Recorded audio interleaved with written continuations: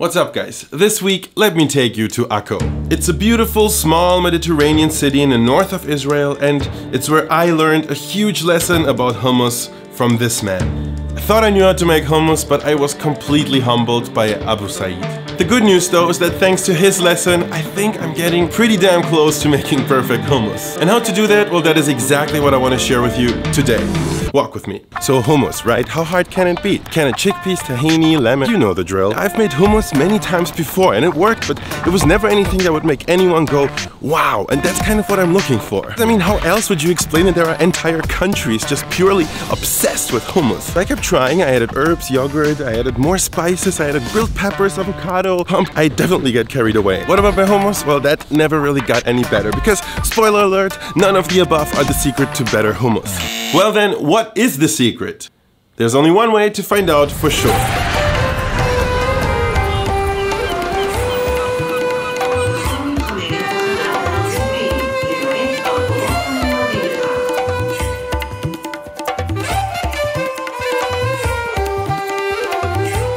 Okay, what is up good people? I have arrived at the old town of Akko and I can't wait to try the world famous hummus from Abu Said. Akko is a tiny city, but it's special, you know? With over 4,000 years of history, it's actually one of the oldest cities in the world.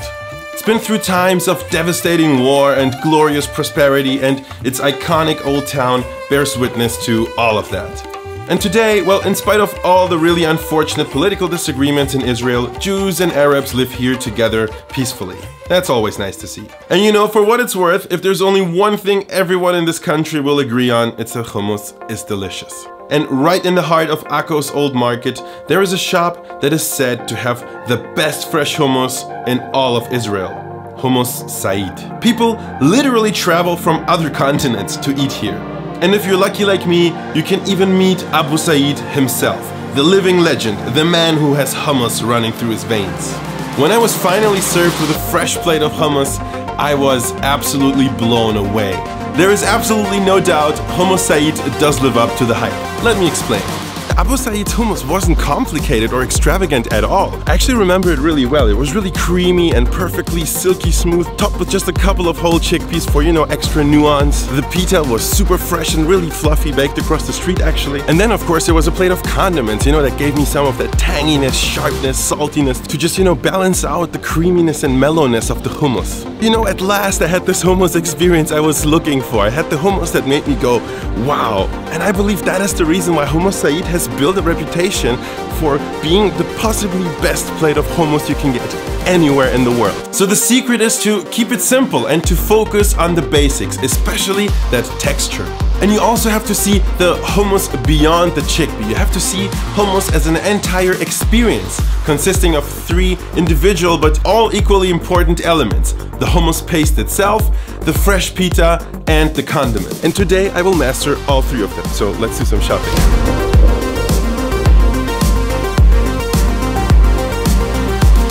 Alright, we're back and now let's make some serious hummus. Before I'm gonna get to the chickpeas, I will get a dough started that will eventually become my pita. I'm starting off with half a cup of whole wheat flour because that will give me some of that complex nutty flavor. I like my pita a little bit extra. Next we're gonna add some sugar, yeast, olive oil, and warm water, just a little above room temperature. The warm water will actually help our yeast get to work a little more quickly. And now in a mixing bowl, I'm combining all-purpose flour and some salt, to which I'm going to finally add my yeast mixture and begin the kneading process. First with a spoon, and then finally with some good old elbow grease. So even though that pita dough is on the wetter side, try to not add much more flour than is absolutely necessary because that high water content will help our pita puff up later on. Make sure to knead for at least 10 minutes to develop that gluten, and then cover and rest for an hour or until your dough has more than doubled in size. I mean, you could totally use some kind of machine with a dough hook attachment for kneading the dough, but where's the fun in that? Okay, chickpeas. I'm starting off with dried chickpeas. It's pretty much canon that they give you a fresher, nuttier, more interesting flavor than the canned stuff, but the downside is that you have to soak them overnight in a whole lot of water, which is totally worth it though, so do that. So thanks to some editing magic, I have some soaked chickpeas over here, and we can move to the first crucial step in this recipe: Do you remember how incredibly creamy Abu Said's hummus was? Well, one of the key secrets to achieve this is to remove the chickpea husk. And while you can peel them with your fingers, this would certainly be madness. But thanks to Israeli cooking god Yehuda Ottolenghi, we have this method. In a large saucepan, combine your drained chickpeas with a teaspoon of baking soda and stir around on medium heat for around 3 minutes. So the baking soda is alkaline, which I'm just pretending to know what that means, but what it does is it breaks down the chickpea skins. So in the next step, you can cover your chickpeas with water and a good pinch of salt and then simmer them, skimming off any foam and chickpea skin that float to the top. The cooking time can actually vary a lot, anywhere between 20 and 60 minutes, I would say. What you're looking for is a chickpea that's really tender, almost at the point of breaking apart when you squeeze them. So once done, rinse your chickpeas under cold water, and this is another great opportunity to get rid of some of those chickpea skins that came loose during the cooking. Feel free to rub your chickpeas against each other a little bit. You can even use a little bit of vigor, and then you can transfer them into your blender when done. And don't forget to reserve a few for topping your hummus later on. And actually at this point you really want to make sure your chickpeas aren't hot anymore. You know, some recipes they ask you to directly pour your hot chickpeas into the blender and blend them right away, but I really don't like that. The reason is that they will produce a lot of steam and thus lose a lot of moisture, which makes it really difficult to judge where you're at with texture. Okay, the next essential ingredient in your hummus is tahini sauce. But no, we're not gonna dump tahini directly into the blender. That would be way too easy. Instead, this is the time for another very sneaky and ingenious hummus hack. In a small food processor, combine the juice of 2 lemons and a whole bulb of garlic. Yes, we're gonna break it down into individual cloves, but that's about as far as we will go. Why bother peeling them when we can add a splash of water and blitz? Now all that's left to do is performing the slightly annoying task of pressing out as much liquid as you can with the help of a spoon over a strainer.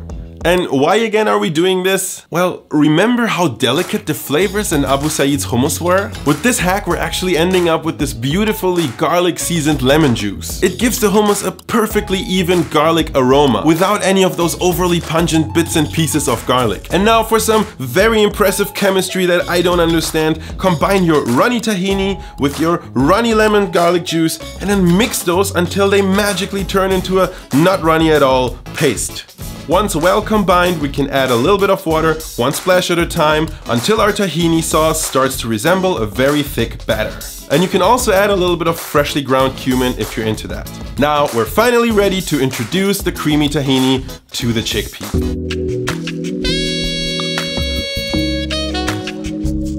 To that we're also gonna add a good glug of olive oil, some salt, and we're ready to blitz.